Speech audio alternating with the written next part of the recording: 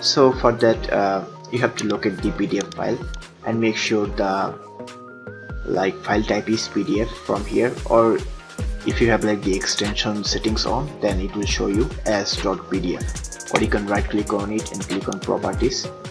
You'll see that you have to see that if the file is PDF or not. So you may download a PDF file online and you are trying to open it through a third-party PDF opener or the method I'm going to show you, and it will not open. In that case you have to check that if it actually is a PDF file or not.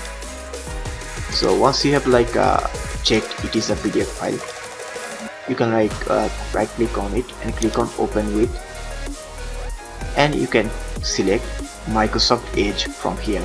So I have Adobe Acrobat DC installed here, but I'm going to show you how to open PDF file without any third-party software. So Microsoft Edge is a default software. You have to click on here, or if you want to make it permanent, then click on properties, and from here opens with, you have to click on change and select Microsoft Edge and click on OK. Then you have to click on apply and OK.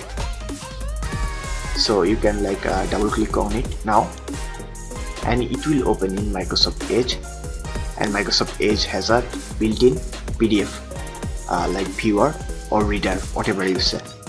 So it is not as you can see, the PDF file has been opened, and it is not a normal simple very basic PDF reader.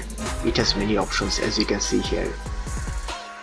So you can do all those things and save the file as well. And I don't think a basic user needs a third-party PDF reader unless only a professional who uses PDF file in professional way may need a third-party PDF reader. Otherwise you are good to go with this Microsoft Edge browser's default PDF reader. So that's how you can read PDF files on Windows 11 computer without any third-party software. If you want more videos like this, then like, comment and subscribe, and also thank you very much for watching this video.